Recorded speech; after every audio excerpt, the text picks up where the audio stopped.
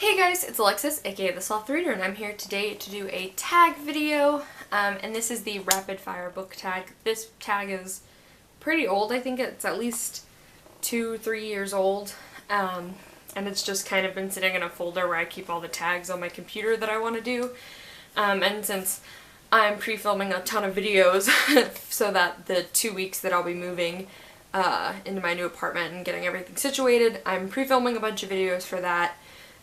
So that I'll have all my stuff and everything, so I figured this was a quick tag and it would be easy to film, and I just was like, yes, let's go ahead and do it. So here it is, the rapid fire book tag. The first question is ebook or physical book, and for me it's both. The next question is paperback or hardback. I prefer hardback books. The next question is online or in-store book buying. For the prices, online, but let's be honest, there's nothing like walking into a bookstore and just being able to run your fingers along the shelves and pull out multiple books and kind of sit there and actually read them. So for the money, online; for the experience, in-store.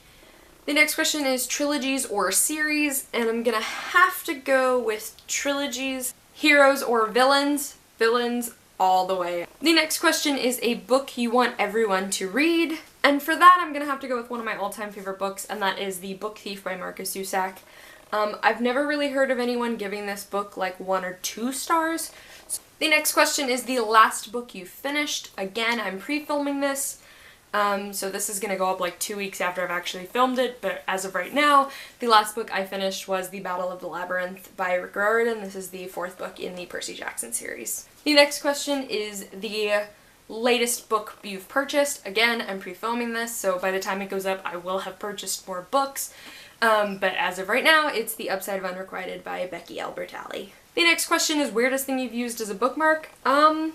Typically I just use scraps of paper as a bookmark anyway, but typically if I start reading a book at work, I print out receipt paper and use that as a bookmark, and I mean, I still have books that I'm currently reading that just have like flimsy receipt paper in them because that's the most available thing for me at work. The next question is used books, yes or no, and for me that is a yes, yes, yes all the way. The next question is 3 favorite genres, and for me this is going to be fantasy is my favorite genre, dystopian, historical fiction. The next question is to recommend an underrated book, and take a quick guess if you can guess what book I'm going to recommend to you. That's right, it's Shallow Graves by Callie Wallace. The next question is borrow or buy your books. I prefer to buy my books just because I don't like having a time limit that I have to read these books in this amount of time to give them back to the library. The next question is characters or plot, and for me it's characters. I can read a character-driven book that has very little plot, but I can't read a book that's very plot-heavy if I don't like the characters. So characters, 100%. The next question is long or short books.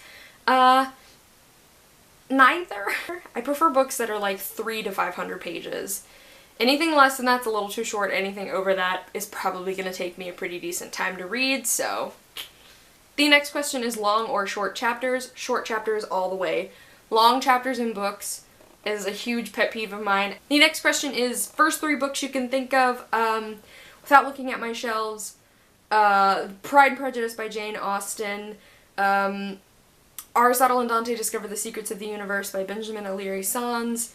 6 of Crows by Leigh Bardugo. The next question is books that make you laugh or books that make you cry. Books that make you cry. The next question is our world or fictional worlds. Fictional worlds all the way. The next question is audiobooks, yes or no. Yes, I love audiobooks. I don't really get to listen to them much because I kind of can't be doing other things while I listen to the audiobook, or I just zone out.